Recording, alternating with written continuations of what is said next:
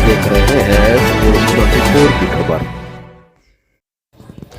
सफाई कर्मचारी विरोधी नीति के कारण प्रदेश के समस्त निगमों, नगर पालिका परिषद, नगर पंचायतों के सफाई कर्मचारियों में भारी रोष व्याप्त है। 21 दिनों के अंदर प्रदेश के सफाई कर्मचारियों की समस्याओं को वार्ता कर हल नहीं किया गया तो प्रदेश के समस्त निकायों के समस्त सफाई कर्मचारी प्रदेश व्यापी आंदोलन करने को बाध्य होंगे। लखनऊ से अशोक कुमार, एस न्यूज़ 24 की खबर। मैं रामप्रसाद वाल्मीकि और उत्तर प्रदेशी सफाई मजदूर संघ का प्रदेश अध्यक्ष हूँ। हमारे भाई जुगल किशोर पूर्व राज्य मंत्री राज्य सफाई कर्मचारी संघ के प्रदेश अध्यक्ष हैं। यहाँ 6-7 संगठनों ने मिलकर ये सोचा कि आज प्रदेश में जितनी दशा खराब सफाई कर्मचारी के इतनी कभी किसी सरकार में नहीं रही, जितनी आज हो रहा है। शोषण, दमन, अत्याचार जो सफाई कर्मचारियों पर हो रहा है, इतना मेरी 63 साल की उम्र हो गई। मैं शुरू से 40 साल से लगभग संघर्ष कर रहा हूँ सफाई कर्मचारियों का। मैंने ऐसी दशा कभी खराब नहीं देखी। कि सबसे बड़ी दिक्कत ये है कि मतलब मारते भी हैं और उन्हें भी नहीं देते, मतलब उन पर अत्याचार हो रहा है लेकिन उनको सुनने वाला नहीं है। नीचे से लेके ऊपर तक कहीं कोई सुनवाई नहीं। हम लोगों ने बैठकर एक संघर्ष समिति का गठन किया, सब लोगों ने, उत्तर प्रदेश नगर निकाय सफाई कर्मचारी संघ के नाम से। उसमें हमारे स्वायत्त शासन संघ के प्रदेश महामंत्री अशोक गोयल भी हैं, जुगल किशोर जी भी हैं और अन्य साथी भी हैं जो इस तरह से हुए। और उसी की कड़ी में पहले हमने लोगों ने नोटिस दिया सरकार को। नोटिस देने के बाद हम लोगों ने गत 2 तारीख को जिला मुख्यालयों से सरकार को अपना अपना ज्ञापन भेजा। कोई सुनवाई नहीं हुई। 17 तारीख पहले से प्रस्तावित थी कि यहाँ पर लखनऊ में हम लोग धरना प्रदर्शन करेंगे, लेकिन 16 तक कोई सूचना नहीं हम लोगों के पास आई वार्ता की। कल शाम को ये सूचना मिली अचानक अटेंडम कि भाई वार्ता करेंगे नगर विकास जी, सचिव जी। अब हमारे आधे पदाधिकारी हैं, आधे नहीं जिलों में आ रहे। हमने मना कर दिया भाई आज होगी।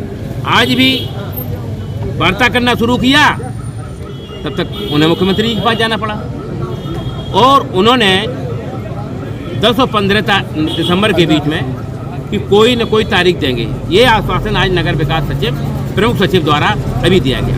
अब एकजुट हो गए हैं और आगे आर पार की लड़ाई करके ही मानेंगे।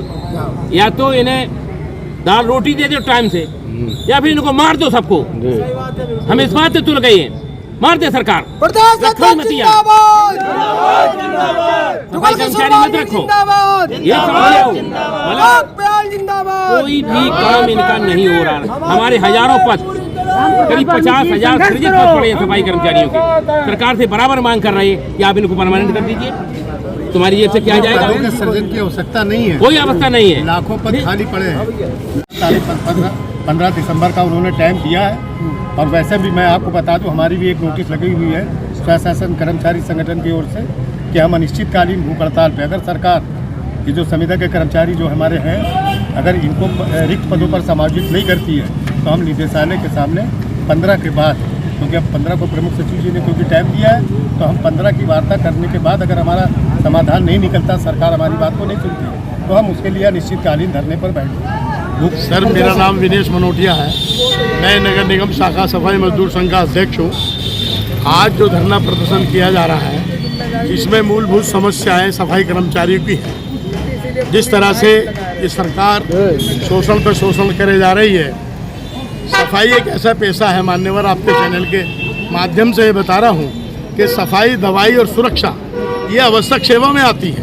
इसमें ठेका बिल्कुल नहीं वाजिब कहीं से कहीं तक।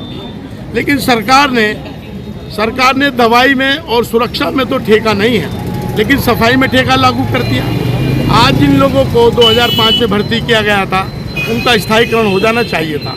अब मैं मेरठ की आप एक पर्सनल बात कहना चाहता हूँ कि हमारे यहाँ सेवानिवृत्त स्थानों पर 30-30, 25-25 सालों से लोग लगे हुए हैं। वहाँ पर बीच में उनकी सेवा समाप्त कर दी गई और उन्हें आउटसोर्स में कर दिया गया, जिसमें कि वो परमानेंट होने के हकदार हैं। तो इस तरह से मृतक आश्रित में ना तो नौकरी है, ना उनको जो है बीमा दिया जाता है, ना उनकी पेंशन दी जाती है।